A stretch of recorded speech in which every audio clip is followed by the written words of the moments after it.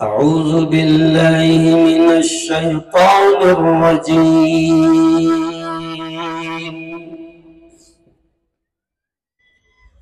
बिस्मिल्लाहिर रहमानिर रहीम।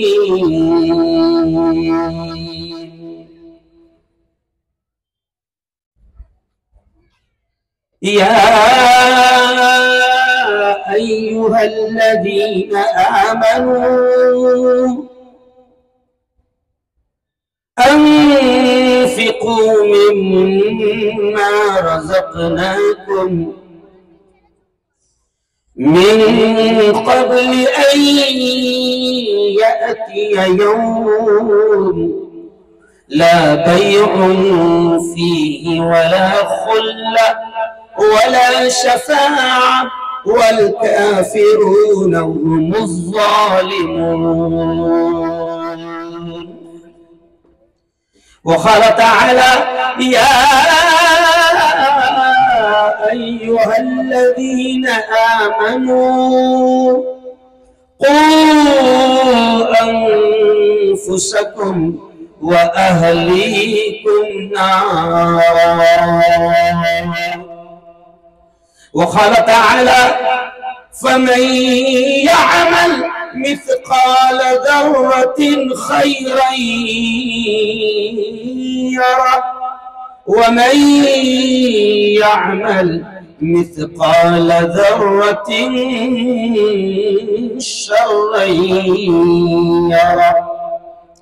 वक़ाल रसूलुल्लाहि सल्लल्लाहु अलैहि वसल्लम तलबुल इल्मि फ़रीदतुन अला कुल्लि मुस्लिमिन व मुस्लिमा औ कमा क़ाल अलैहि सलातु व तस्लीम।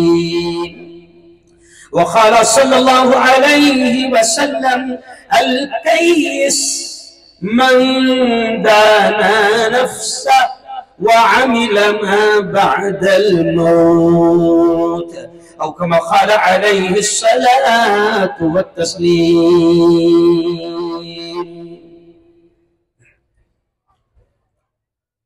बिस्तरे गफलत से उठ, अशार पर ध्यान देना, बड़ा अजीब पैगाम है इन अशार में। और फिर बात मैं यहीं से शुरू कर रहा हूं। बिस्तरे गफलत से उठ, गाफिल खुदा के वास्ते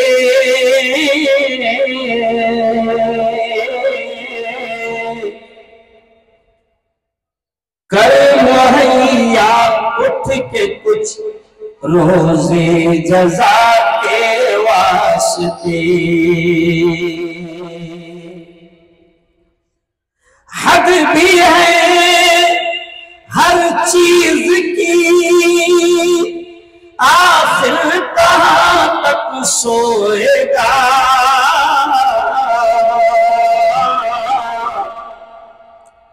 आज यूं सोया तो कल फिर हाथ मल कर रोएगा। जागना हो जाग ले अफलाक के साए तले,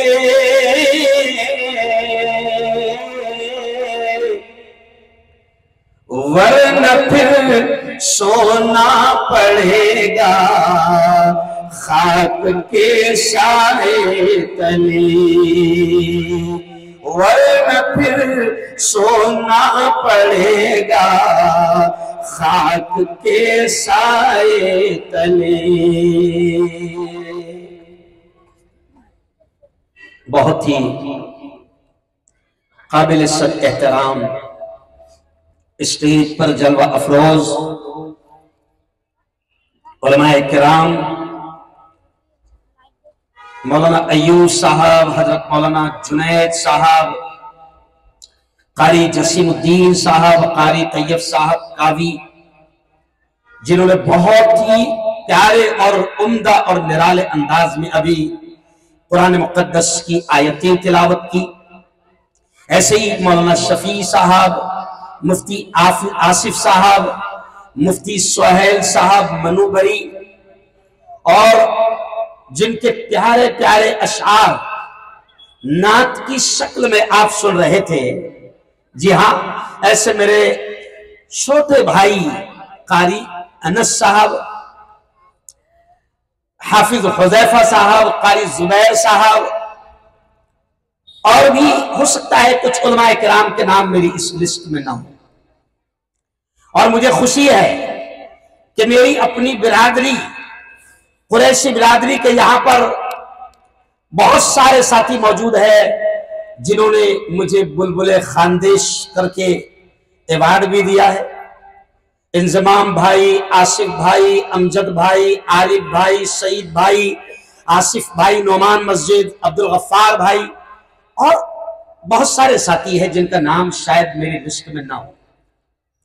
लेकिन ऊन वालों, मैं इन खवातीन इस्लाम का और इन मुसलमान औरतों का, इन माओ बहनों का भी शुक्रिया अदा करूंगा कि बड़ी तादाद में आज मेरी निगाहों के सामने वो इस प्रोग्राम को सुनने के लिए यहां पर बैठी है। और जहां तक मेरी निगाह जा रही है, कुर्सियां तो यहीं तक है, मगर माशाअल्लाह ये कौम 3 घंटा खड़े रहने की ताकत रखती है। तो बड़ी दूर तक जो है लोग चारों तरफ खड़े हुए। हुज़ैफा साहब, चलिए आइए, अब हम इंशाअल्लाह 2020 खेलेंगे। क्या खेलेंगे? और ये मुल्ला को 2020 खेलना भी आता है, टेस्ट भी आता है, और पार्लियामेंट में जब कहा जाए कि सिर्फ 3 मिनट में मुद्दे रखना है तो 3 मिनट में इनका ऑपरेशन करना भी, अरे बोलो, आता है। बड़ा अच्छा ये मजमा लग रहा है। और मेरा ख्याल 1 साल के बाद में शायद मैं ऊन की गलियों में आया हूं, शायद 1 साल हो गया है। और मैं ऊन के ताल्लुक से इतना जरूर कहता हूं कि कारी साहब, जब मैं ऊन आता हूं तो मुझे खुशी होती है, और मैं ये कहता हूं कि मैं पूरे हिंदुस्तान में बात कर रहा हूं। कहां बात कर रहा हूं? यूपी भी यहां मौजूद है, बिहार भी यहां मौजूद है, ये देखो बंगाल भी मेरी निगाहों के सामने बैठा। और 15 दिन पहले मैं बंगाल ही में था, तो मेरे घर वाली मुझसे कह रही थी, देखो बंगाल जा रहे हो, सुना है कि वहां मक्खी बना देते हैं। लेकिन उन लोगों ने भी बड़ी मोहब्बत जताई। बंगाल वालों ने इतने फूल बरसाए जितनी मेरी शादी में भी नहीं बरसे थे। तो यहां ऊन में उत्तर प्रदेश मौजूद है, बंगाल मौजूद है, गुजरात मौजूद है, बिहार मौजूद है, हिमाचल मौजूद है, और माशा अल्लाह अल्हम्दुलिल्लाह मैं ये कहूंगा बड़े फख्र के साथ कि ये ऊन का इलाका ऐसा इलाका है कि जहां पर पूरा भारत मौजूद रहता है। और ये आज का जो जलसा है, आप ये देख रहे हैं कि यहां पर लिखा है इजलास आम मदरसा फलाहुल बनात। पहले मैं इसका तर्जुमा बता दूं आपको, बात यहीं से शुरू करूं, है ना। फलाह के माने होते कामयाबी। अपनी जबान से बोलो, क्या होते हैं? बोलो जोर से। देखो मुअज्जिन अजान देता है 5 मरतबा, मस्जिद से आवाज आती है, हय्या अलस सलाह, अल्लाह की जानिब से दावत दी जाती है, अल्लाह की जानिब से पुकारा जाता है, अल्लाह की जानिब से एक शख्स ऐलान करता है, हय्या अलस सलाह, आजा मेरे बंदे आजा, नमाज को आजा, हय्या अलल फलाह, आजा मेरे बंदे, देख तेरी कामयाबी इसी में है, अलल फलाह, आजा देख तेरी कामयाबी इसी में है।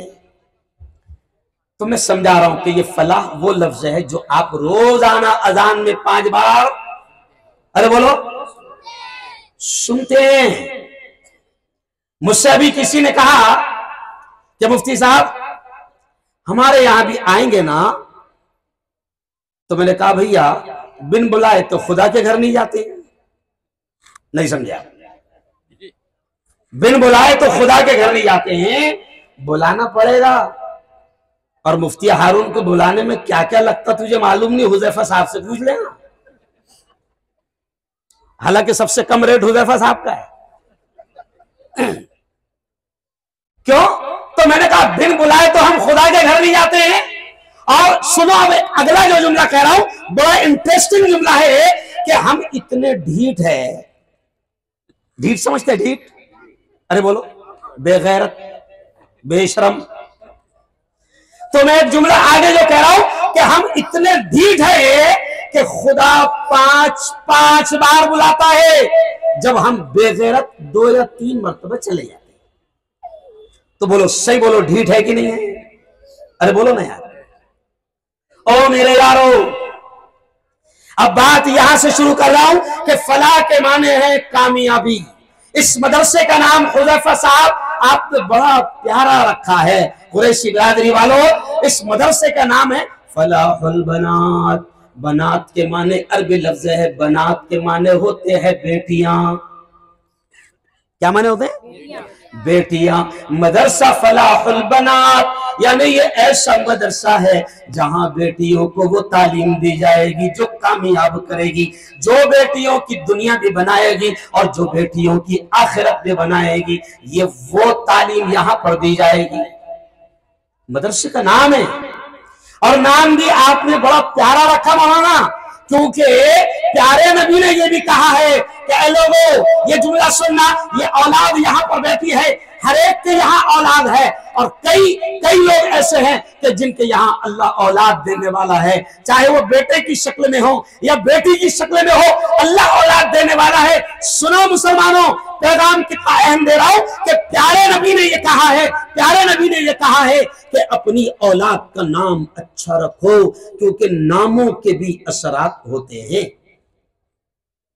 ये बयान में इस्लाही बयान भी हो रहा है अभी।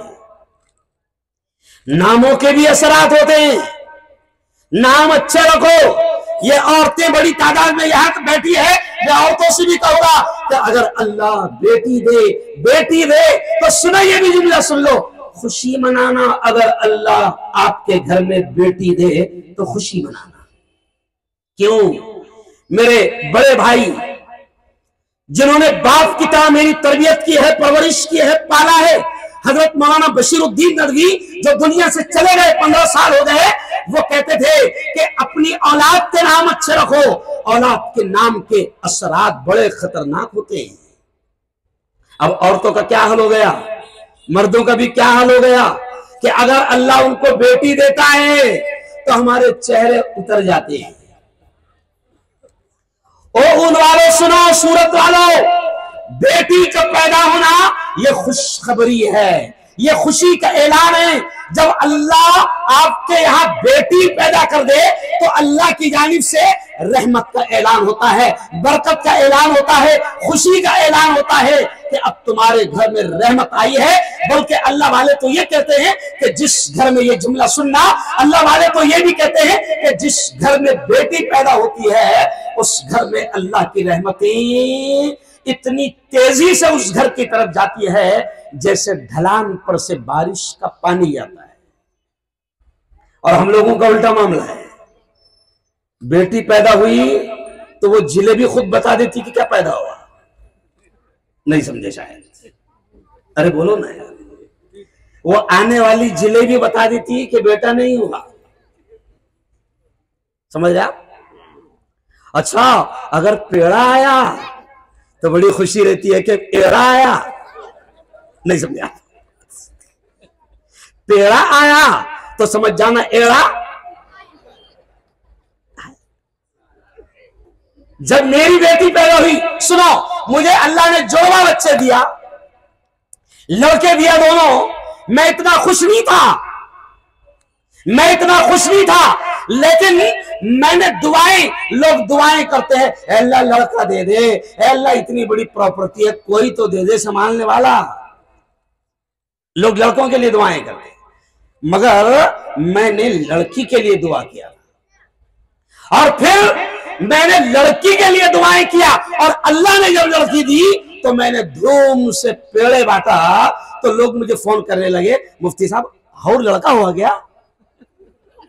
मतलब पहले आए थे कहते को पेड़ा? तो बोले नहीं, पहले नहीं आया था, आज ही आया ना। तो बोला लड़की हुई। क्या हुई? अरे बोलो, लड़की हुई है। जी हाँ, और सुनो, बड़ी अजीब बातें अल्लाह ज़हन में डाल रहा है। नईम भाई संजान वाला वलसाल से आए हैं, यहां मौजूद हैं। अब्दुल मियां वलसाल से आए, यहां मौजूद है। नईम भाई थका हुआ होता हूं, लेकिन मैं कहता हूं ना कि अल्लाह उलवाता है। हुज़ैफा साहब, आप भी सोच रहे होंगे कि मैं इतना थका हुआ हूं तो कैसे बयान करूंगा, लेकिन अल्लाह उलवाता है। अजीब अजीब बातें अल्लाह ज़हन में डाल रहा है। तो सुनो सुनो, लड़का अगर पैदा हुआ तो मेरे भाई मौलाना बशीर कहते थे कि लड़का नेमत है। गौर से सुनना, क्या समझा रहा हूं मैं। लड़का नेमत है मेरे भाई कहते थे, और लड़की रहमत है। लड़का नेमत है और लड़की रहमत है। फिर मेरे भाई उसको समझाते थे कि नेमत का मतलब क्या होता है और रहमत का मतलब क्या होता है मौलाना जुनैद साहब। तो मेरे भाई कहते थे कि नेमत का मतलब गिफ्ट जो दिया खुदा ने, यह नेमत इस्तेमाल करते हैं, हमको सबको मालूम है ना। ये जिंदगी एक नेमत है, ये सेहत एक, अरे बोलो, नेमत है। लेकिन कमाल की बात सुन लीजिए, लड़का नेमत है और नेमत को छीना भी जाता है। जुमले पर ध्यान देना, क्या समझा रहा हूं। नेमत को छीना भी जाता है। ये मेरी जिंदगी है, आपकी जिंदगी है। एक वक्त ऐसा आएगा कि आपको अल्लाह ने जो जिंदगी की नेमत दिया था, ये आपसे और हमसे छीन ली जाएगी। तो मेरे भाई बड़ी प्यारी बात कहते थे कि लड़का नेमत है और लड़की रहमत है। और रहमत ये अल्लाह की खास सिफत है जो कभी खत्म होने वाली नहीं। तो वो कहते थे लड़का नेमत है और नेमत छीनी जाती है। इसलिए कई लोगों को तजुर्बा होगा कि लड़के की शादी हुई कि लड़का गया। नहीं समझा, नेमत, अरे बोलो ना भाई, गई। और लड़की रहमत है, रहमत है और अल्लाह की रहमत कभी नहीं खत्म होगी। इसलिए सुन लो, जिनको लड़कियां अल्लाह ने दिया है उनको तजुर्बा होगा, अल्लाह की कसम उनको तजुर्बा होगा कि लड़की होती है। हुज़ैफा साहब, लड़की अगर 70 साल की भी हो जाए और लड़की को लड़के हो जाए, पोते हो जाए, नवासे हो जाए, लेकिन लड़की की मोहब्बत माँ और बाप से वैसी ही होती है जैसे बचपन में थी। इसलिए अक्सर देखना कि माँ और बाप के आखिरी वक्त में पानी उनके मुंह में कौन डालता है, अरे बोलो ना, लड़की। पोरिया तो काम को गया था, अरे बोलो ना भाई, खानदेशी में बोलते पोरिया कहा गया था काम को।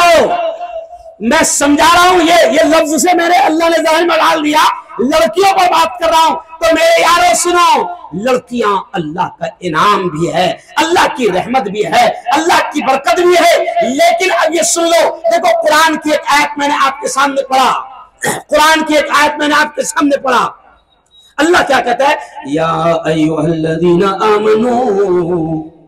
बड़े प्यार भरे अंदाज में अल्लाह कह रहा है, अल्लाह कहता है या अय्युहल्लज़ीना आमनू, ऐ वो लोग जो ईमान ले आए। अल्लाह ईमान वाले मर्दों से कह रहा है, अल्लाह ईमान वाली औरतों से कह रहा है। अल्लाह क्या कह रहा है, ऐ लोगों जो ईमान ले आए, अल्लाह कह रहा है कू अनफुसकुम, बचाओ अपने आप को, बचाओ अपने आप को, व अहलीकुम, और अपनी औलाद को, अपने घर बार वालों को, नारा, जहन्नम की आग से बचाओ। अल्लाह कह रहा है। अगर अल्लाह ने औलाद दिया मेरे यारों, कसम अल्लाह की बहुत बड़ा इनाम है, चाहे लड़का हो या लड़की हो। और मेरे यारों सुनो, जिनको औलाद नहीं है, देखना वो कितना तड़पते हैं, कितना तरसते हैं, कहां कहां जाते हैं, कैसी कैसी मन्नतें मांगते हैं। देख लेना कि वो कहां कहां धागे बांधते हैं, कहां कहां कैसी कैसी मन्नत मांगते हैं। देखे ना, अरे बोलो भाई, कभी चले जाओ किसी अल्लाह वाले के आस्थाने पर, तो वहां पर पूरी जाली धागों से बंधी हुई मिलेगी। तो वो अक्सर उन्हीं लोगों की होती है जिनको अल्लाह औलाद। कैसी कैसी मन्नतें हम मांगते हैं, किस लिए? कि अल्लाह औलाद दे। लेकिन सुन लो, मैं इन औरतों से भी कह रहा हूं और ये पूरे हजारों के मजमे से कह रहा हूं कि अल्लाह की कीमती नेमत है, अल्लाह का कीमती इनाम है औलाद। ओ मेरी बहनों, ओ मेरे यारों, अगर अल्लाह औलाद दे तो आपकी और हमारी जिम्मेदारी बढ़ जाती है। अल्लाह कहता है कि ऐ ईमान वालों, अपने आप को भी और अपनी औलाद को भी, अपने बीवी बच्चों को भी, अपने माँ बाप को भी, अपने घर बार वालों को भी जहन्नम की आग से बचाओ। अब जहन्नम की आग से बचाने का तरीका हमको ढूंढना पड़ेगा।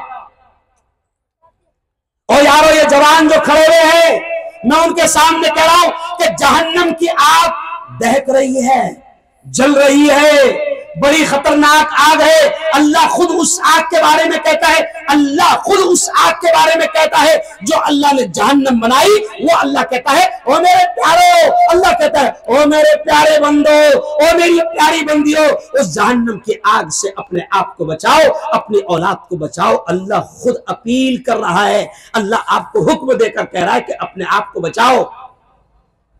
अब बचाने का तरीका क्या?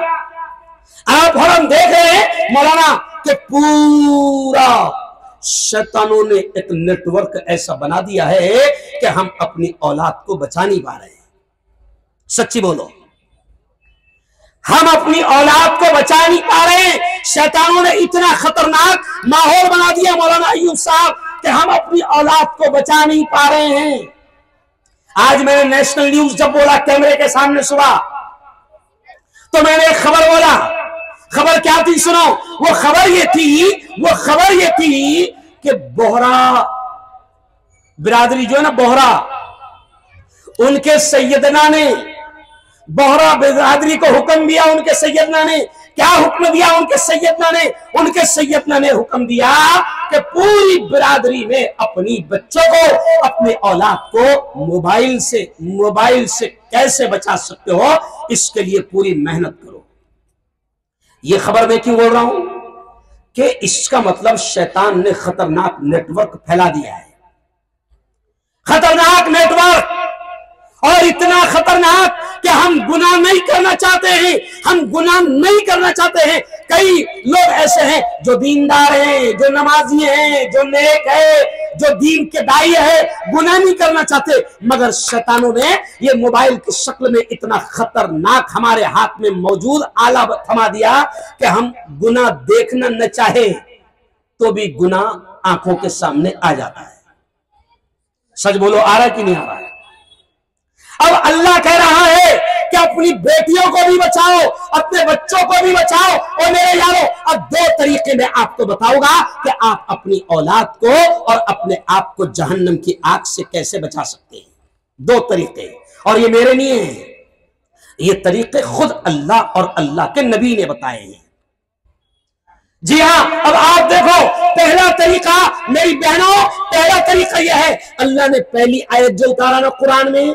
अच्छा एक बात बताओ, सच बताना, कुरान में कितनी आयतें हैं? किस किस को मालूम है? जरा हाथ उठाओ।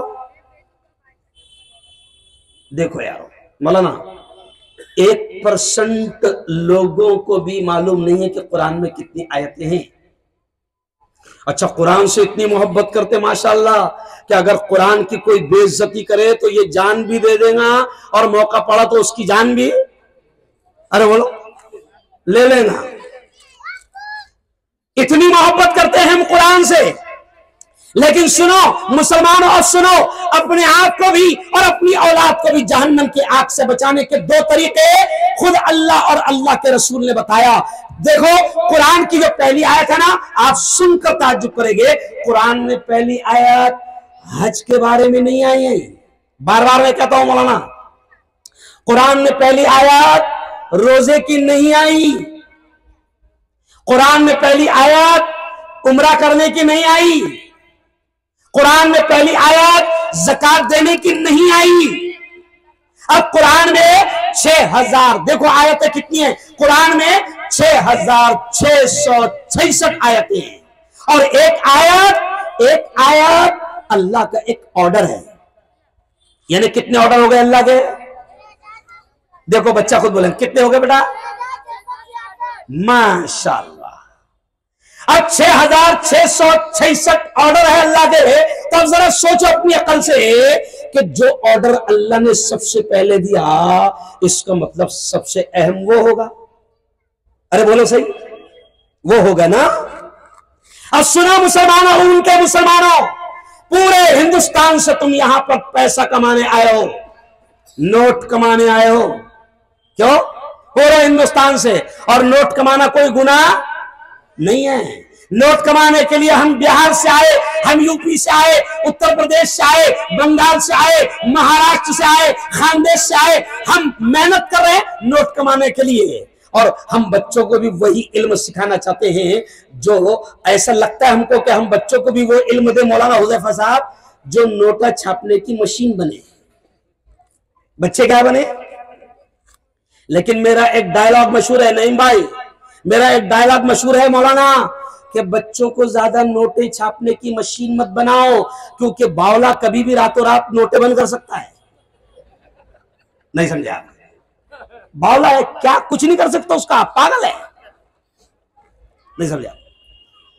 तो मैं कहता हूं कि बच्चों को ज्यादा नोटे छापने की मशीन, अरे बोलो बोलो बच्चे बोलो, हाँ देखो बच्चे खुद बोल रहे हैं उनके माँ बाप को कि हमको नोटा छापने की मशीन मत बनाओ, क्योंकि नोटा कभी भी, अरे बोलो ना यार, कभी भी बंद हो सकती नोटा। क्यों भाई? पहले 2000 की नोट थी, अभी है क्या? नहीं। फिर 1000 की नोट थी, अभी है क्या? नहीं।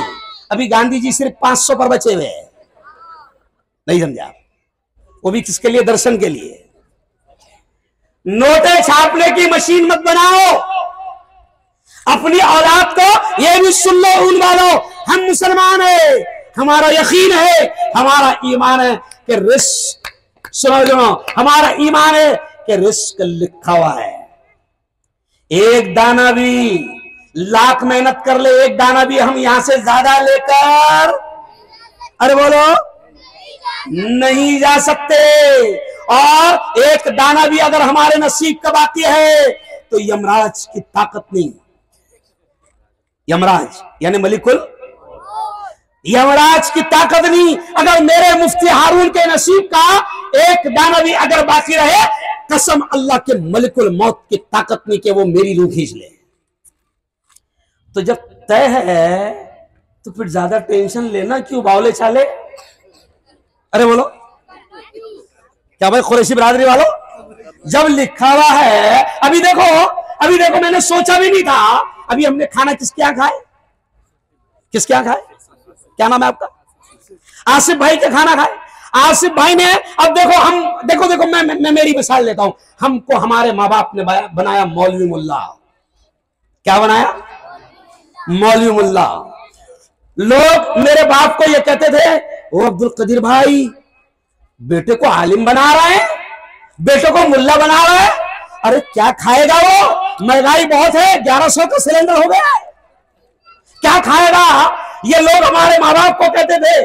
आज अल्लाह की कसम, ये जितने उलमा बैठे हैं, ऐसा ऐसा अल्लाह खिलाता है कि दूसरों की राल टपकती है। आपने किसी मुल्ला को भूखे मरते देखा क्या? अरे बोलो ना यार, कभी किसी मुल्ला को आत्महत्या करते देखा क्या? हाँ, मालदार लोग आत्महत्या कर रहे हैं, मालदार लोग खुदकुशी कर रहे हैं। अब कल रात में जाहिर बात है खाने का टाइम नहीं, मेरा वहां से पाल में बयान खत्म हो गया, फिर भी हमारे नबी हसन भाई उनके घर से पराठे बन के आए और कहा कि देखो गरम गरम पराठे, एक तो खाना पड़ेगा। तो लोग हमको जबरदस्ती खिलाते हैं। ये क्यों कह रहा हूं कि दिमाग में अगर ये शैतान होगा कि अगर मेरा बेटा आलिम बनेगा, मेरा बेटा हाफिज जी बनेगा, मेरा बेटा मौलाना बनेगा, तो क्या खाएगा? बेटा तू नहीं खाएगा, वो हम खाते हैं। रिस्क तय है। तो अब सुनो अल्लाह क्या कह रहा है, ये जुमला सुन लो, बड़े प्यार भरे। अब मैं जो जुमला कह रहा था कि अपने आप को और अपनी औलाद को जहन्नम से बचाना है, तो अल्लाह ने पहला हुक्म क्या दिया? रोजे का नहीं, पहला हुक्म नमाज का नहीं, कुरान में पहला हुक्म ज़कात का नहीं, कुरान में पहला हुक्म हज का नहीं। ए मेरे यारों, उन वालों, कुरान में सबसे पहले जो हुक्म आया, जो आयत उतरी, वो आयत कौन सी थी? सुनो, इक़रा बिस्मि रब्बिकल्लज़ी खलक़ खलक़ल इंसान मिन अलक़ इक़रा व रब्बुकल अकरम अल्लज़ी अल्लम बिल क़लम अल्लमल इंसान मा लम यअलम। ये वो आयतें हैं जो सबसे पहले नबी पर उतरी थी। इक़रा ये पहला लफ्ज़ है जो आसमान से अल्लाह ने उतारा, अपने नबी पर उतारा, वो पहला लफ्ज़ है इक़रा। इक़रा और इक़रा के माने हैं मुसलमानों, जो पहला हुक्म ऊपर से आया उसके माने हैं इक़रा पढ़। क्या माने हैं? शिकार। मराठी में कहते हैं शिकार, गुजराती में क्या कहते हैं? शिकवाड़ो, है ना? समझ रहे आप? तो कुरान का पहला हुक्म है उन वालों इक़रा पढ़। तो मैंने कल भी वहां पर पाल में ये कहा कि मुसलमान कुरान से इतना प्यार करता है कि कुरान की अगर कोई रामगिरी महाराज जैसा शैतान जो मेरे नबी की शान में गुस्ताखी करता है, अगर वो शैतान अगर कुरान की तौहीन करे तो मुसलमान कुरान से इतना प्यार करता है कि अगर दिख जाए तो जान ले लेगा। लेकिन मैं कहता हूं नहीं भाई, कि जब तुम कुरान से इतना प्यार करते हो तो कुरान का पहला हुक्म है पढ़, तो पढ़ रहा क्यों नहीं रहे? नहीं समझा? कुरान का पहला हुक्म क्या? पढ़। तो फिर पढ़ना,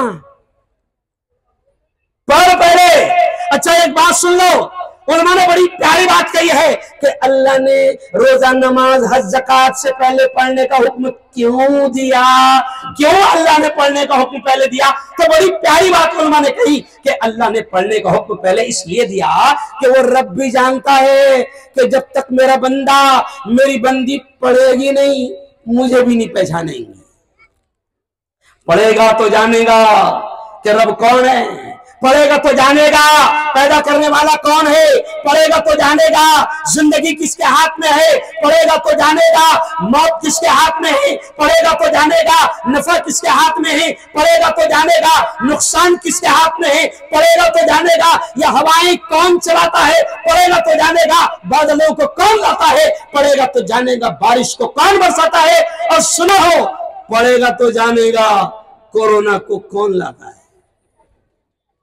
देखो सब लोग हंस रहे हैं, कोरोना कोई चाइना वालों ने नहीं भेजा था, मेरे रब की मर्जी से आया था, और मेरे रब की मर्जी से, अरे बोलो, मेरे रब की मर्जी से। तो ये भी कब समझेगा मुसलमान? जब पढ़ेगा। इसलिए मैं आपसे कह रहा हूं, अब असल मुद्दे पर आ रहा हूं, मैं आपसे कह रहा हूं कि अल्लाह ने दो तरीके बताए हैं अपने आप को और अपनी औलाद को जहन्नम की आग से बचाने के। पहला तरीका यह है कि पढ़ो। पहला तरीका क्या है? अरे बोलो। पढ़ोगे तो हलाल क्या है पता चलेगा, हराम क्या है पता चलेगा, जायज क्या है पता चलेगा, नाजायज क्या है पता चलेगा। वरना पता चला कि मुर्गे की गर्दन ऊपर से काट दिया और बाद में मसला पूछा, मौलाना ऊपर से भी चलती ना? नहीं समझा? अरे बोलो भाई। तो पढ़ेगा तो हलाल भी पता चलेगा, पढ़ेगा तो हराम भी पता चलेगा। इसलिए अल्लाह ने सबसे पहले हुक्म दिया पढ़ने का। आज मौलाना कई लोग ऐसे हैं कि जिनको हलाल हराम मालूम नहीं, वो नमाज भी पढ़ रहे हैं और हराम का लुक्मा उनके हलक में भी जा रहा है और उनको पता भी नहीं।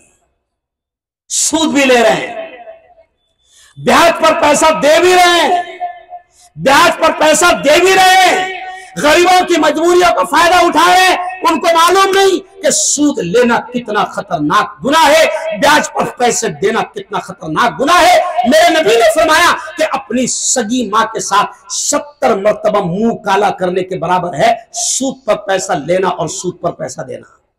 ये मेरे नबी के अल्फाज है, मेरे अल्फाज नहीं है। तो पढ़ेगा तो जानेगा कि हलाल क्या है, हराम क्या है। इसलिए अल्लाह ने सबसे पहले पढ़ने का हुक्म दिया। मैं आपको बता दूं, मेरे एक दोस्त थे ऊन में, हसन पटेल साहब, ये उनका लड़का यहां पर मेरी निगाहों के सामने आया। कल मैंने इसको फोन लगाया, मैंने इसलिए फोन लगाया, मुझे नहीं मालूम कि 15 दिन पहले हसन पटेल साहब का इंतकाल हुआ। मैंने इसको फोन लगाया और ये सोच के लगाया उनके नंबर पर कि शायद हसन पटेल साहब उठाएंगे तो मैं उनको कहूंगा कि हसन भाई मैं कल ऊन में आ रहा हूं, आपको प्रोग्राम में आना पड़ेगा। मैंने जैसे इसको फोन लगाया, इस बच्चे ने उठाया और इस बच्चे ने कहा कि मुफ्ती साहब आपको नहीं मालूम? मैंने कहा नहीं मालूम। कहा कि अब्बा का इंतकाल को 15 दिन हो गए। मैं दुआ के अल्फाज कह रहा हूं, आपने आमीन कहना।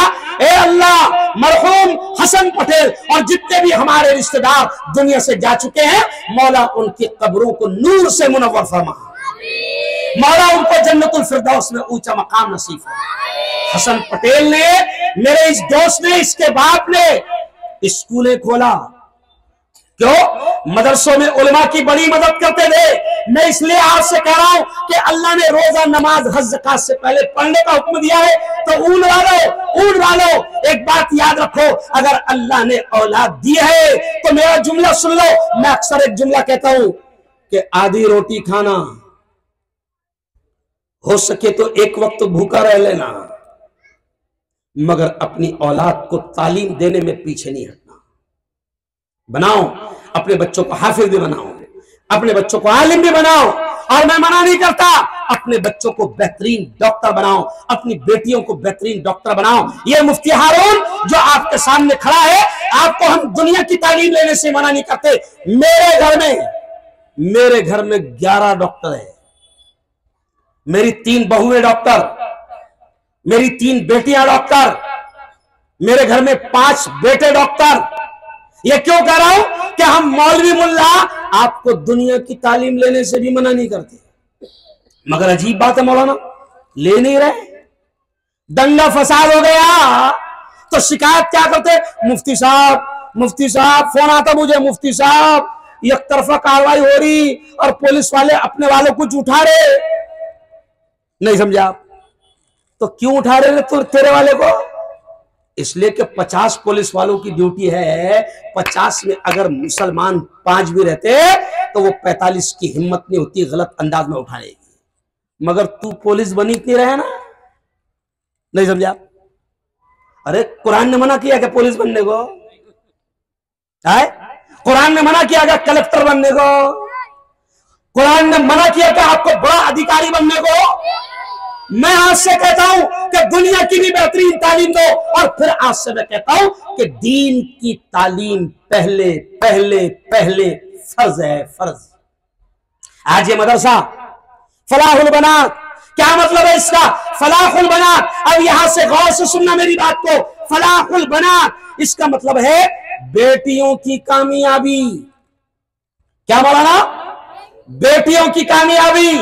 अब सुन लो, बेटियों पर मेहनत क्यों जरूरी है? इसलिए कि मेरे यारों, आप रात दिन सुन रहे होगे, रात दिन आप ये जुमला सुन रहे होगे, अखबारात में पढ़ रहे होगे कि अक्सर हमारे कानों पर यह खबर आती है, अखबार में यह खबर आती है कि किसी ईमान वाले की बेटी ने कुफ्र इख्तियार करने वाले को अपनी जिंदगी का हिस्सा बना लिया। बोलो आती कि नहीं खबरें? इतनी 1000 बेटियां मुसलमानों की गैरों के साथ चली गई। खबर आती है, कसम अल्लाह की रूह कांप जाती है, कसम अल्लाह की रूह कांप जाती है। मगर क्या करें, क्या करें? वो कहावत है ना कि जब अपना ही माल खराब हो तो फिर दूसरे पर इल्जाम क्या रखें। और मुसलमानों में तुमसे कह रहा हूं, ये जितनी जहां तक मेरी आवाज पहुंच रही है, मुसलमानों में तुमसे कह रहा हूं, ये मदरसा मुझे नाम बड़ा अच्छा लगा, फलाहुल बनात, कि बेटियों की कामयाबी। ओ मेरे मुसलमान भाइयों, मैं आपसे कहता हूं कि अपनी बेटियों को जहन्नम की आग से बचाओ, क्योंकि जब आपकी बेटी कुफ्र इख्तियार करेगी और ईमान को छोड़ेगी। क्यों कह रहा हूं मौलाना मैं? क्योंकि जब हम पुलिस स्टेशन में जाते हैं उस बेटी को समझाने के लिए, मुझे अच्छा नहीं लग रहा यह जुमला कहना मौलाना, जब हम पुलिस स्टेशन में जाते हैं उस बेटी को समझाने के लिए, तो पुलिस वाला खुद हमको बताता है कि आपकी मुसलमान बेटी ने लिख कर दी है कि मैं अपनी मर्जी से ईमान और इस्लाम को मैं अपनी मर्जी से छोड़ रही हूं। अब हमारे हाथ कट जाते हैं मौलाना, हम कुछ नहीं कर पाते क्योंकि उसने लिख कर दे दी है। और मेरे यारों, इस ख्याल में मत रहना कि तुम्हारी बेटियां जो कॉलेज जा रही है, तुम्हारी बेटियां जो स्कूल जा रही है, तुम्हारी बेटियां जो ट्यूशन क्लास में जा रही है, कभी इस ख्याल में मत रहना कि वो तो फुल पर्दे में जा रही है, नकाब में जा रही है और माशाअल्लाह सुभान अल्लाह। नहीं नहीं, कुरान ये कहता है, अल्लाह का नबी ये कहता है कि अपनी औलाद को जहन्नम की आग से बचाने की फिक्र करो। अब बेटियां जहन्नम की आग से कैसे बचेगी? जब उनको तुम दीन की तालीम दोगे, जब उनको बचपन में तुम दीन सिखाओगे, जब तुम उनको अपनी बचपन में फातिमा की जिंदगी समझाओगे, आयशा की जिंदगी समझाओगे, खदीजा की जिंदगी समझाओगे, रुकैया की जिंदगी समझाओगे, ज़ैनब की जिंदगी समझाओगे, उम्मे कुलसूम की जिंदगी समझाओगे, हमारी हुजूर की जितनी माएं और जितनी बीवियां हैं, जब उनकी जिंदगी आप हम समझाएंगे, तब जाकर वो बेटियां दीन पर कायम रहेगी। लेकिन इन बेटियों को तुमने अगर दीन सिखाया ही नहीं तो उनसे उम्मीद कैसे करोगे कि वो उनके कदम नहीं बहकेंगे? अरे क्योंकि तुम्हारी बेटियां तो मोबाइल पर लगी हुई है। अभी आप देखो, पिछले हफ्ते मेरा बयान हुआ, जुमेरात को मेरा बयान हुआ, उसका उन्वान था सोशल मीडिया और उसके नुकसानात। मेरा बयान हुआ तो मैंने उसमें कहा, अभी आप भी सुनकर ताज्जुब करोगे, आप देखो फेसबुक पर, इंस्टाग्राम पर कई कई मुसलमान बेटियां हैं जो रील बना बनाकर डांस कर रही है, नाच रही है। सही बोलो, है कि नहीं? बंबई की एक कमीनी फैमिली है, एक कमीनी फैमिली है, साला माँ बाप भी नाच रहा है, बीवी भी नाच रही है, बेटी भी नाच रही है, बेटा भी नाच रहा है, चार है वो पूरे के पूरे। समझ गए होंगे तुम अगर नजर पड़ी होगी तो। पूरी की पूरी फैमिली नाच रही है। ये क्यों हो रहा है? क्योंकि उन बच्चों को दीन की तालीम नहीं दी गई, उन बच्चों को कुरान की तालीम नहीं दी गई, उन बच्चों को उनकी माओं की जिंदगियां पढ़ाई नहीं गई, समझाई नहीं गई। और मेरे यारों, एक जुमला सुनना, रामते खड़े हो जाएंगे, एक जुमला सुनना, सुनो। अगर मैं मुफ्ती हारून, ये जुमला सुनो, अब मैं जो कह रहा हूं, मैं मुफ्ती हारून हुज़ैफा साहब, मैं पक्का नमाजी हूं, तहज्जुद गुजार हूं, बड़ा नेक हूं, मुझे ऐसा लगता है कि मैं जन्नत में जाऊंगा, मुझे ऐसा लगता है कि मैं जन्नत में जाऊंगा, लेकिन मेरा बेटा या मेरी बेटी ने कुफ्र इख्तियार किया, अल्लाह की कसम ये हाजी साहब पकड़ दिए जाएंगे। अल्लाह इनको जहन्नम में फेंकेगा औलाद की वजह से। आज कई माँ बाप औलाद से परेशान है, औलाद से परेशान है मौलाना, औलाद नाफरमान हो रही है। वजह क्या है? माँ बाप गलती करते ना, माँ बाप भी तो औलाद का हक नहीं अदा करते। मैंने कहा ना कि नामों के असर पड़ते हैं। सुनो मैं क्या कह रहा हूं, नामों के असर पड़ते हैं। अब औरतें भी सीरियल देख रही है, मर्द भी सीरियल देख रहे हैं। लड़का पैदा हुआ तो बाप रे, हर घर में पैदा हो रहा तो शाहरुख खान ही पैदा हो रहा साला। नहीं समझे आप? जिसको देखो सलमान शाहरुख, सलमान शाहरुख, सलमान शाहरुख। तो ये नाम क्यों रख रहे हैं नाचने गाने वालों के? एक नंबर के कमीने लोग हैं। ये हीरो नहीं है, सुन लो ये जुमला, ये हीरो नहीं है, हमारे हीरो नहीं है। हम किसी शाहरुख और किसी सलमान को अपना हीरो नहीं मानते। हमारे हीरो तो है हजरत मोहम्मद मुस्तफा। जोर से कहो, हम तो उनके फैन हैं, हम किसी सलमान के फैन नहीं है, हम किसी शाहरुख के फैन नहीं है, हम तो मोहम्मद मुस्तफा के फैन है, हम तो नबी के दीवाने हैं, नबी के गुलाम हैं। लेकिन क्या करें, जब घरों में सीरियल का माहौल बन गया तो लड़का पैदा हो रहा है तो उसका नाम भी फिल्म वाला रखा जा रहा है ना। तो नामों के तो असर पड़ेगा ना। एक औरत मेरे पास में आई, हुज़ैफा साहब, और कहने लगी, अजीब अजीब अजीब सुनाने लगी। वो कहने लगी, मुफ्ती साहब मेरे बेटे को कोई तावीज दो। मैंने कहा खाला हो क्या गया? कहा कि मुफ्ती साहब 18 साल का मेरा बेटा है लेकिन कमीना अजीब हरकत कर रहा है। मैंने कहा खाला क्या हरकत कर रहा है? तो कहा कि मुफ्ती साहब 18 साल का हो गया, कुर्ता नहीं पहन रहा है। तो मैंने कहा खाला उसका नाम क्या रखी? तो बोले सलमान। बोला खाला नहीं पहनेगा, बहुत कमीना है। नहीं समझे आप? अरे इशारा समझ गए? अरे तूने वो जो नाचने गाने वाला थर्ड क्लास था सलमान, तूने उसका नाम रखी ना, तो उसके असरात आएंगे ना। घुटने पर फटे पैंट पहनेगा ना वो। नहीं समझा? है ना? कानों में बाली, पहनेगा ये जवान खड़े रहे। ओ जवानों सुनो सुनो, नबी के दीवाने बनो, नबी के आशिक बनो, नबी के फैन बनो। और मेरे जवानों, नबी ने खुद कहा है कि हश्र के मैदान में आदमी उसी के साथ में होगा दुनिया में वो जिससे मोहब्बत करता था। अच्छा, एक अब दोनों हाथ उठाकर बताओ कि प्यारे नबी से इश्क कौन कौन करता है? दोनों हाथ उठाकर बताओ। माशा अल्लाह। अच्छा बोलो, सब चाहते ना कि नबी के हाथ से पानी पीना नसीब हो? अरे बोलो जोर से। अरे सब चाहते ना कि नबी की काली कमली में साया नसीब हो? अरे सब चाहते ना कि हश्र के मैदान में नबी की सिफारिश नसीब हो? तो नबी के दीवाने बनना पड़ेगा ना। क्यों? नबी के दीवाने बनना पड़ेगा। तेको देखकर तो लगी क्यों रहा है कि तू नबी का फैन है? अभी मैंने एक को देखा, एक जवान बच्चा था मौलाना, कान में बाली थी उसके, दोनों कान में बाली, घुटनों पर पैंट फटी हुई। तो मैंने उससे एकदम मजाक में बोला, बेटा एक बात बता, ये दोनों घुटने पर पैंट फटी हुई है तो गलती से फटी हुई पहन के आया क्या? तो उसने कहा, मुफ्ती साहब गलती से नहीं पहन के आया, फटी हुई 1100 की है, सिली हुई 700 की है। नहीं समझा? फटी हुई कितने की है? 1100 की, और सिली हुई 700। तो अब जब तुम उनके दीवाने बनोगे तो अंजाम भी उन्हीं के साथ होगा। अभी जब सीरियल आई थी, सीरियल एक आई थी कोई तो भी, क्या नाम था, कुछ तो भी था, तो सीरियल जब आई तो मौलाना वो सीरियल इतनी फेमस हुई कि जो भी घर में पैदा हो रही उसका नाम वही रखा जाता था, खुशी। फिर एक था कुछ तो भी नाम, जो जिसको देखो वही नाम आता था, जोया। ये अजीब अजीब। तो नाचने गाने वालों के नाम रखोगे तो नाचने गाने वालों के असरात आएंगे। आज मैं आपसे कह रहा हूं, अब अहम बात सुन लो। अब ये जो इदारा, मौलाना आपकी पूरी कमेटी को मैं दिल के गहराइयों से मुबारकबाद देता हूं कि ऊन बड़ा इलाका है, बड़ा इलाका है। माशाअल्लाह मुसलमान इतनी बरकत वाली कौम है कि हर घर में 4-5 खेल रहे हैं। अरे बोलो ना यार, अरे बोलो ना भाई, हर घर में।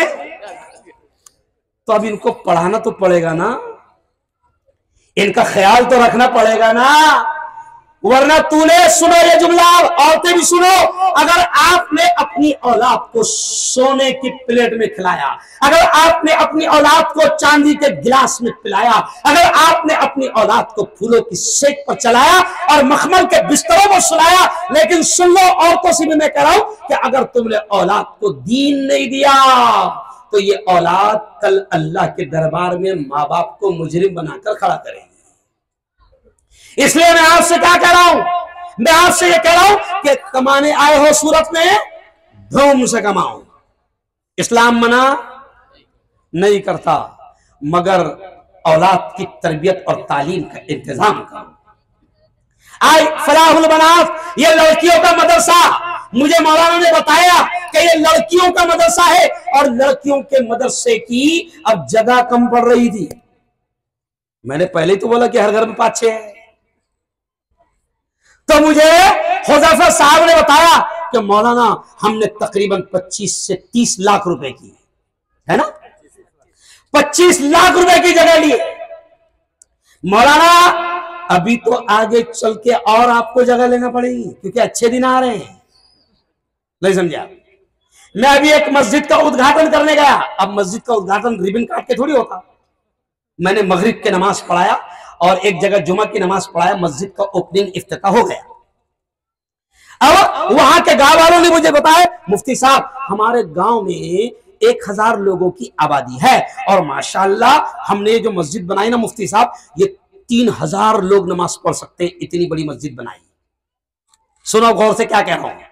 तो मैंने बयान में कहा जल्दी से इसको 10,000 के हिसाब से बनाओ। तो वो लोग बोले अरे मौलाना साहब 1 ही 1000 है गांव में लोग। मैंने कहा कि नहीं, 2 साल के अंदर और तैयारी करो, 10,000 के हिसाब से बनाओ, क्योंकि मुसलमानों के अच्छे दिन, अरे बोलो ना, किसी के आए ना आए अपने आ रहे। कसम अल्लाह की, भला ये हंसी की बात नहीं है। अरे इकबाल का तराना योगी जी ने पार्लियामेंट में पढ़ा, अल्लामा इकबाल का तराना, नहीं समझे? योगी जी ने पार्लियामेंट में अल्लामा इकबाल का तराना पढ़ा, चीनो अरब हमारा, हिंदुस्ता हमारा हमारा, चीनो अरब हमारा। और कौन पढ़ रहे? हजरत अल्लामा योगी जी। नहीं समझा? क्या तराना पढ़े? चीनो अरब हमारा, हिंदुस्ता हमारा हमारा, चीनो अरब हमारा। और अगला कितना प्यारा शेर है उसका, मुस्लिम है हम वतन है, मुस्लिम है हम वतन है, सारा जहां हमारा हमारा। पूरा मजमा जोर से कहते सुभान अल्लाह, और एक बार सुभान अल्लाह। अरे मुस्लिम है हम वतन है, सारा जहां हमारा हमारा, चीनो अरब हमारा। अटक अटक के पढ़ रहे थे क्योंकि उर्दू बड़ी खतरनाक है ना। अगला शेर भी ये भी योगी जी ने पढ़ा कि मुसलमान क्या कहते हैं, तौहीद की अमानत, यानी एक अल्लाह को मानने वाले हैं ना।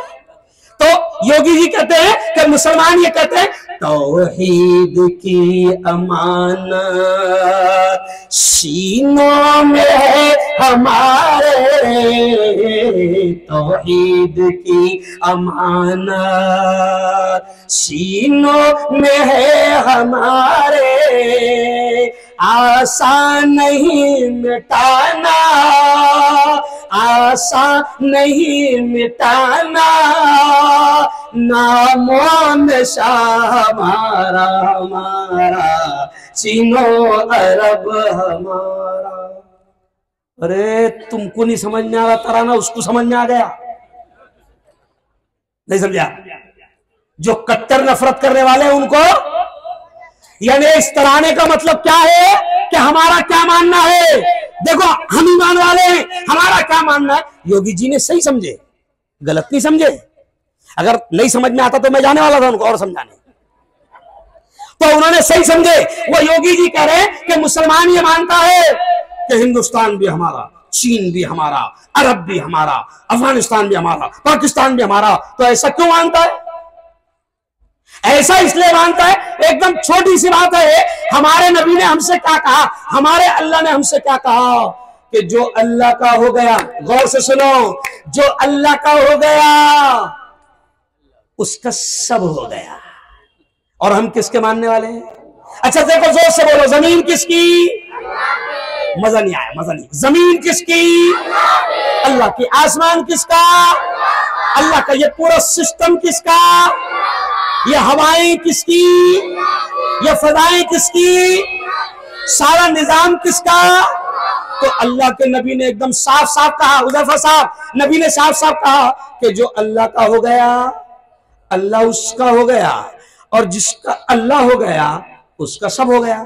तो है हमारा सब। नहीं समझा? हम कहीं भी जाए हमको टेंशन, अरे बोलो नहीं। और हिंदुस्तान भी कोई तेरे बाप का थोड़ी है, हिंदुस्तान भी तेरे बाप का नहीं है, मेरे बाप का है। गर्व से कहते हैं हम कि हिंदुस्तान मेरे बाप का है, क्योंकि ये दाढ़ी वाले, ये टोपी वाले लाखों उलमा ऐसे थे जिन्होंने इस देश को अंग्रेजों से बचाने के लिए कुर्बानियां दी। और मुसलमानों, कभी डरकर भी नहीं जीना। लाखों उलमा, हिंदुस्तान की हिस्ट्री लिखी हुई है, हिंदुस्तान की तारीख में लिखा हुआ है कि दिल्ली से लेकर कराची और लाहौर की सड़क तक कोई झाड़, कोई पेड़, ऐसा कोई दरख्त बाकी नहीं था जहां पर अंग्रेजों ने उलमा की लाशें न लटकाई हो। फांसी के फंदे अंग्रेजों के पास कम पड़ गए थे, इतने उलमा को अंग्रेजों ने दरख्तों पर लटकाया था। तो हमने कुर्बानियां दी है, इसलिए हम फख्र से कहते हैं कि ये देश मेरे बाप का। अरे बोलो ना भाई, वैसे भी आदम हमारे सबके अब्बा है और वो यही चाहे थे, तो मेरे बाप का था। अब मैं तुमसे क्या कह रहा हूं, सुन लो ये चीज कि अपनी औलाद को पढ़ाओ, अपनी औलाद की अच्छी तरबियत करो। मौलाना हुज़ैफा साहब, अभी आपके मदरसे में कितने बच्चे हैं, कितनी लड़कियां हैं? 80 लड़कियां हैं और लड़के 45, यानी लड़कियों की तादाद डबल है। ये देखो भाई, क्लियर हो गया, यहीं पर क्लियर हो गया, लड़कियों की तादाद। अच्छा, तुम चाहते हो क्या, उन वालों, तुम चाहते हो क्या तुम्हारी बेटियां पत्थरों के शेड में गर्मी में बैठे? अरे बोलो ना, नहीं। और मुसलमानों, मैं आपसे कह रहा हूं कि अपने स्कूल बेहतरीन बनाओ। अब देखो, बहुत पॉइंट की बात कर रहा हूं। मुसलमानों, अपने बेहतरीन स्कूल बनाओ, अपने बेहतरीन मदरसे बनाओ। क्यों? इसलिए कि आज अगर तुम्हारी बेटी अगर किसी गैर के कॉलेज में, स्कूल में जाती है, तो वो कहते हैं कि हम यूनिफॉर्म में पर्दा नहीं पहनने देंगे, तो क्या करेगा तू? कुछ नहीं कर सकता, क्योंकि उसकी स्कूल है। वो चाहेगा स्कर्ट में बुलाना, तो तुझे अपनी बेटी को स्कर्ट में भेजना पड़ेगा। सही बोलो। अगर वो 15 अगस्त पर, 26 जनवरी पर प्रोग्राम करेगा और तेरी बेटी को ड्रामा देकर या डांस देकर नचवाएगा, तो तू कुछ नहीं कर सकता, क्योंकि तेरी बेटी उसकी स्कूल में है। मैं आपसे कहता हूं, मेरे प्यारे मुल्क के संविधान ने आपको अधिकार दिया है कि आप आपके अच्छे तालीमी इदारे, अच्छे स्कूल, अच्छे मदरसे बनाओ। ये किसी के बाप ने नहीं दिया आपको अधिकार, आपके संविधान ने दिया है। तो बनाओ अच्छे स्कूल, बनाओ अच्छे मदरसे। आज 150 के करीब हमारे पास में बच्चे बच्ची आ रही है, उनके लिए बैठने को सही जगह नहीं थी। अल्लाह आपकी टीम को सलामत रखे। कितने लोग हैं आपकी टीम में? 10-12 लोग हैं, सबके नाम में नहीं बोलूंगा। अल्लाह आपकी टीम को सलामत रखे। और मैं मुसलमानों तुमसे कह रहा हूं कि देखो, अपनी जिंदगी में कुछ नेक काम करके जाओ, अपनी जिंदगी में। अब अहम मुद्दे की बात समझा रहा हूं, थोड़ा सा अब ध्यान देना। ओ मुसलमानों, अल्लाह ने हमको जो जिंदगी दिया है ना, हमारा ईमान है। मुसलमानों का ईमान क्या है? हमारा ईमान है कि मरने के बाद की जिंदगी असल जिंदगी है। बोलो, सही बोलो भाई, हाथ उठाकर बताओ, सबका ईमान ये है कि नहीं? हाथ उठाकर बताओ, मरने के बाद की जिंदगी असल जिंदगी है। अब अगर दुनिया में महल बनाओगे, तो पूछो ना जरा ताजमहल के मालिक से कहां चला गया, पूछो ना जरा शाहजहां से कहां चला गया, पूछो ना जरा लाल किले के बनाने वाले से कि कहां चला गया, पूछो जरा गोल गुंबद के बनाने वालों से कहां चला गया। अरे जिन्होंने महलात बनाकर गए हैं, मौलाना, आज इतना बुरा हाल हो गया कि उन महलों के पैसे, मुसलमानों सच्ची बताओ, मैं कहता हूं, मैंने कल भी ये जुमला पाल में कहा कि अगर मुगल बादशाहों को अल्लाह हमारे उलमा की जैसी अकल दे देता, तो वो ताजमहल और लाल किला नहीं बनाते थे, कम से कम स्कूल, कॉलेज, हॉस्पिटल बनाकर जाते थे। नहीं समझा? क्योंकि आज मुगलों ने जो बिल्डिंग बनाकर गई, सच्ची बताना, तुमको आ रहा क्या पैसा आपसे? अरे बोलो ना। अच्छा, उनमें आ रहा क्या ताजमहल का पैसा? अरे बोलो, अपनी कुरैशी बिरादरी को आ रहा क्या कुछ है? ताजमहल के पैसे तुमको नहीं आ रहे, लाल किले के पैसे तुमको नहीं आ रहे, सारे पैसे चोर हुकूमत खा रही है। अरे बोलो, खा रही ना। आज अगर अपनों को मदरसा बना के दे देते मौलाना, तो अपनों को चंदा करना पड़ता था क्या? नहीं। तो मुगल बादशाहों को अपने मुल्लाओं की जैसी अकल नहीं थी ना, है ना? ताजमहल बना कर गए महबूबा की याद में। नहीं समझा? अरे कुछ समझे? हाँ, महबूबा की याद में। अभी भी आदमी कहता ना कि चांद तारे तोड़ लाऊंगा और आसमान से ये करके लाऊंगा। अरे घर में तेल ला रहे। नहीं समझे? घर में क्या ला? औरत बोल रही चांद तारे मत तोड़, ये डब्बा खाली आटे का, ये आटे का डब्बा खाली। अब अहम बात सुन लो, यहीं पर मैं अपनी बात को खत्म करूंगा कि मुसलमानों, हमारी असल जिंदगी मरने के बात किया है। और सच बताओ, अभी मैं औरंगाबाद में मौलाना, हम पढ़ते थे, औरंगाबाद में एक सेठ था, इतना बड़ा बंगला बनाया मौलाना अय्यूब साहब, जुनैद साहब, इतना बड़ा बंगला उन्होंने बनाया कि गाड़ी उनके, वो जो 5वां मंजिल थी उनकी, 5वें मंजिल के बेडरूम तक के कार जाती थी। तो कितना शानदार बंगला बनाया मौलाना, बिल्डिंग के 5वें मंजिल पर बेडरूम के गेट तक के कार जाती थी। अब हम मदरसे में पढ़ते थे। अब शनिचर को वो सेठ साहब बंगले में आने वाले थे, शिफ्ट होने वाले थे फैमिली लेकर। जुम्मे के दिन मदरसे के बच्चों को कुरान खानी के लिए बुलाया गया। हम लोग छोटे छोटे थे, कुरान पढ़ने गए। कुरान जब पढ़ लिए तो हमारे उस्ताद ने ऐलान किए कि प्यारे बच्चों, ये जो खूबसूरत बंगले में आप दुआ करने आए हो, ये फुला फुला सेठ साहब का है, और आज अपन ने दुआ किए, कल सेठ साहब बंगले में शिफ्ट होने वाले हैं पूरी फैमिली के साथ। और वो सेठ साहब का बड़ा पेपर है औरंगाबाद में, पेपर है उनका खुद का, न्यूज पेपर, डेली मशहूर पेपर है। मैं जानबूझ के उनका भी नाम नहीं ले रहा, उनके पेपर का भी नाम नहीं ले रहा। अब वो सेठ साहब का पेपर है बड़ा, औरंगाबाद में निकलता। जुमे के दिन हमको ये बताया गया, हम छोटे छोटे थे, मैं 14 साल का होगा जब औरंगाबाद में पढ़ता था, हमको बताया गया कि सेठ साहब शनिचर को इस बंगले में शिफ्ट होने वाले हैं। लेकिन सुनो उन वालों, राम पे खड़े हो जाएंगे, शनिचर की सुबह उनके ही पेपर में ये खबर छपी कि सेठ साहब यहां नहीं कहीं और शिफ्ट हो गए, यानी उनकी रूह कब्ज हो गई, बंगले में जा भी नहीं पाए। कई औरतें ऐसी है जो हमको फोन करके कहती है, मुफ्ती साहब बंगला तो बड़ा शानदार हमने बनाया है, मगर सुकून नहीं है, नींद नहीं आती, चैन नहीं मिलता, घर काटने को दौड़ता है। ओ मेरी बहनों, ओ मेरे भाइयों, सुकून अगर चाहिए दुनिया की जिंदगी में भी और मरने के बाद, तो सुन लो, ये जो मस्जिदें बनी हुई है ना, मस्जिद मौलाना जिन्होंने भी बना के गए होंगे वो दुनिया से चले गए। लेकिन सुनो मुसलमानों, जिन्होंने मस्जिदें बनाकर चले गए, जिन्होंने मदरसे बनाकर चले गए, जिन्होंने स्कूल बनाकर चले गए, जिन्होंने कौम के लिए कुछ करके चले गए, उनको मरने के बाद भी सवाब मिल रहा है। और ये भी सुनो, आदमी मर गया ना, मुफ्ती हारून मर गया, अब नमाज नहीं पढ़ सकता, खत्म। मुफ्ती हारून मर गया, अब रोजा नहीं रख सकता। मुफ्ती हारून मर गया, अब हज को नहीं जा सकता, ज़कात नहीं दे सकता।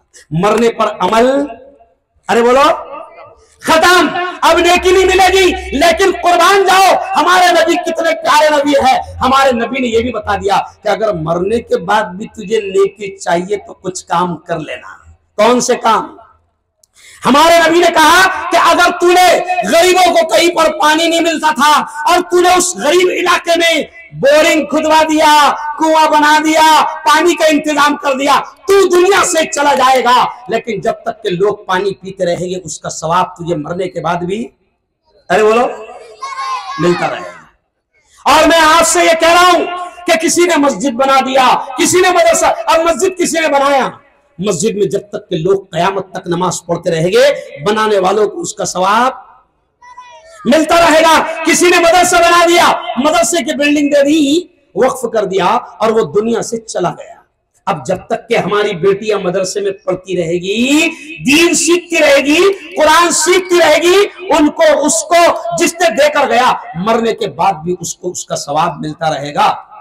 और अब आखिरी बात सुनो, अल्लाह क्या कहता है, ये जुमला सुनना, अल्लाह क्या कहता है, या अय्युहल्लज़ीना आमनू अनफिकू मिम्मा रज़क़नाकुम, ऐ ईमान वालों, अल्लाह ये कहता है कि खर्च करो। ये जुमले पर ध्यान देना, अल्लाह कहता है ऐ ईमान वालों खर्च करो उस दिन के आने से पहले जिस दिन कोई सिफारिश नहीं चलेगी, कोई लेन देन नहीं चलेगी। माँ भी तुम्हारे लिए एक नेकी देने को तैयार ना होगी, बाप भी तुम्हारे लिए एक नेकी देने को तैयार ना होगा। हशर के मैदान में नफ्सा नफ्सी का आलम होगा। वो माँ जिसने 9 महीने पेट में रखी, वो माँ भी एक नेकी देने को तैयार ना होगी।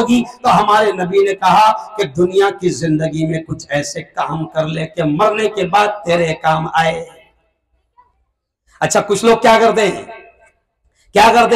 अगर कोई ये सोचता होगा कि मेरे मरने के बाद मेरे बच्चे मेरे नाम से कुछ सबका खैरात करेंगे, कोई बिल्डिंग बना देंगे, मस्जिद बना देंगे, मदरसा बना देंगे मेरे मरने के बाद मेरे बच्चे, तो ये बावले चाले छोड़। अरे जिंदगी में तेरे को गिलास भर पानी नहीं दे रहे हो, नहीं समझे आप? सच्ची बोलो। अरे अभी तेरे को जिंदगी में पानी नहीं पिला रहे हो, तो तेरे मरने के बाद में 1 लाख देंगे क्या मस्जिद में? अरे बोलो। इसलिए नबी ने क्या कहा, यह जुमला समझाकर बात खत्म कर रहा हूं। नबी ने क्या कहा, अल-कय्यिस मंदाना नफ्सा वो अनिलमा बादल मौत। बड़े प्यारे प्यारे अल्फाज हैं। हमारे नबी ने कहा कि अक्लमंद वो है, होशियार वो है जो मरने से पहले मरने की तैयारी कर ले। अब बताओ जरा, मरने की तैयारी क्या है? इसका मतलब 10-20 जोड़े नए बनाना पड़ेंगे।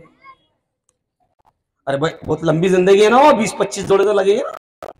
अरे वो नबी ने फरमाया कि अक्लमंद, नबी कह रहे हैं कि होशियार वो है, अक्लमंद वो है जो मरने से पहले मरने की तैयारी करे। क्यों? होशियार वो है, वरना अच्छे अच्छे चले गए। वो किसी कव्वाल ने क्या कहा, कल जो तन के चलते थे अपनी शान और शौकत पर, शम्म तक नहीं जलती आज उनकी तुरबत पर। अच्छा कव्वाल भी बोला लेकिन मगर बाजेगा। कल जो तन के चलते थे अपनी शान और शौकत पर, शम्म तक नहीं जलती आज उनकी तुरबत पर। अब न वो हलाकू है, ये बड़े बड़े बादशाहों के नाम है। अब न वो हलाकू है और न उसके साथी है, जंग जू वो कोरस है और न उसके हाथी है। कर गुनाहों से तौबा आखिरत संभल जाए, आखिरत संभल जाए। दम का क्या भरोसा है, जान कब निकल जाए, जान कब निकल जाए। मुट्ठी बांध के आने वाले हाथ पसारे जाएगा। धन दौलत जागीर से तूने क्या पाया, क्या पाएगा। बोलो ना, मुगल से कुछ लेकर गए क्या? अरे बोलो आए? ये मोदी जी भी जब जाएंगे कसम अल्लाह की, वैसे भी वो भिखारी है। वो कहते हैं भाइयों बहनों 40 साल तक मैंने भीख मांग के खाया है। अल्लाह सबको इतना अच्छा भिखारी बना दे, बोलो आमीन। तो कोई कुछ नहीं लेकर जाएगा। और कमाल की बात यह है, देखो मैंने अभी कितनी खूबसूरत शेरवानी पहना। अरे बोलो अच्छा लग रहा है कि नहीं भाई? अरे बोलो ना यार, थोड़ी तो तारीफ करो यार, अच्छा लग रहा बराबर। अब मैंने इतनी अच्छी शेरवानी पहना, इतना बड़ा मुफ्ती हूं, लेकिन जब मैं मर जाऊंगा ना तो मैं लीनन का 10,000 का ड्रेस पहनता था, 10,000 की शेरवानी पहनता था, लेकिन जब मर जाऊंगा तो मुझे वही 20 रुपए मीटर का कफन पहनाया जाएगा। कोई ये नहीं कहेगा कि सेठ साहब करोड़ों छोड़कर जा रहे हैं, कम से कम उनको लीनन का कफन तो दो। अरे बोलो, अरे भाई, अरे एक अभी सुनो, एक आदमी का इंतकाल हुआ, मौलाना 5 करोड़ उसने छोड़ा। हुज़ैफा साहब 5 करोड़ कारी तैयब साहब उसने छोड़ा। अब वो जब मरा तो उसके जेब में 150 रुपए थे, मतलब जेब में 150 थे उसके बाकी। अब जब उसको नहलाने के लिए जब कपड़े उतार रहे थे तो वो 150 रुपए उसके जेब में से निकाले, कपड़े निकाले। तो मैंने हंसते हंसते बोल दिया कि रे 5 करोड़ छोड़ के जा रहा हूं, 150 तो रहने दो रे। नहीं समझा? कितने रहने दो? कसम अल्लाह की 50 रुपए भी तेरे जेब में, तू 50 करोड़ छोड़ के जा, तेरी औलाद 50 रुपए भी तेरे जेब में रहने नहीं।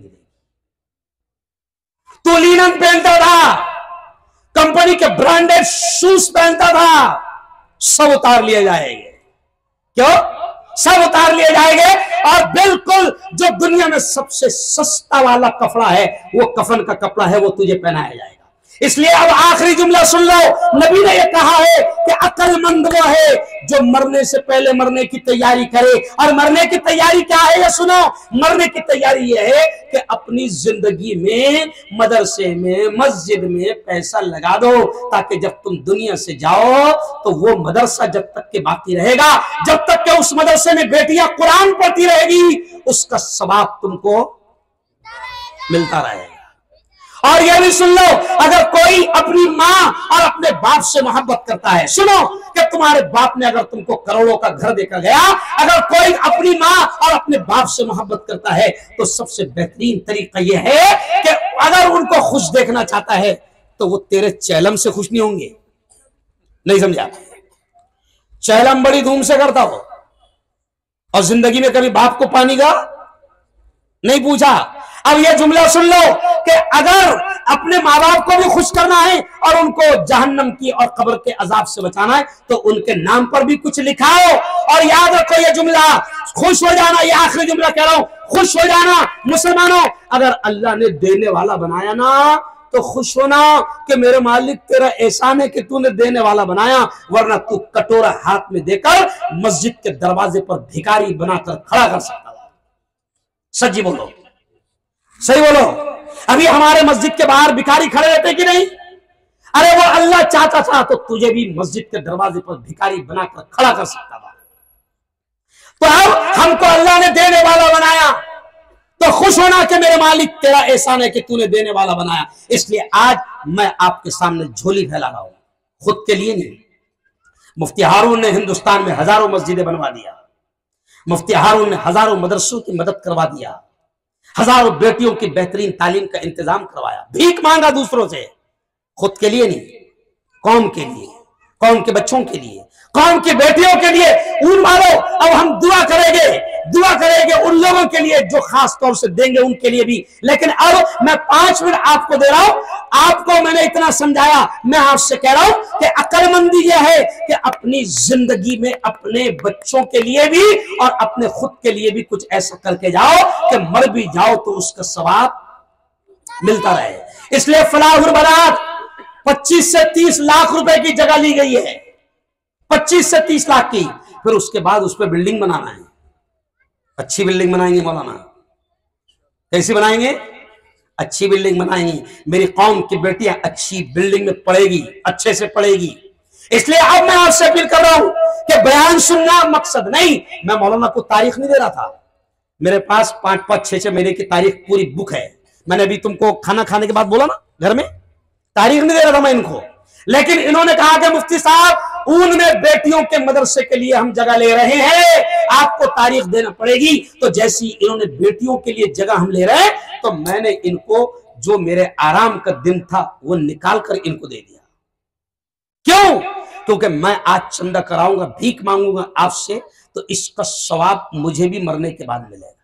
क्योंकि इस्लाम हमको क्या कहता है? दे दे, यानी अल्लाह ने अगर तुझे देने वाला बनाया तो दे दे, नहीं दे सकता तो दिला दे,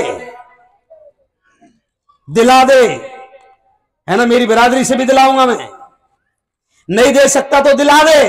और तीसरा दर्जा हमको क्या बताए? दे नहीं सकता, दिला नहीं सकता तो देने वाले का घर बता दे, कौन देता? नहीं समझा? तो अब चलो आओ काम की बात करो। अब मैं ऐलान कर रहा हूं, देखो जैसे ये कैमरे चालू है ना, अल्लाह का कैमरा भी शुरू है। अल्लाह के पास आपका नाम रिकॉर्ड किया जाएगा, आपका चेहरा अल्लाह के कैमरे में आएगा। चलो लिखाओ, मैं मदरसा फलाहुल बनात 25 से 30 लाख की जमीन हम बेटियों की तालीम के लिए ले रहे हैं, मदरसे के लिए ले रहा है। सबसे पहले कौन खड़े होकर अपना नाम लिखाएगा? जल्दी से लिखाओ।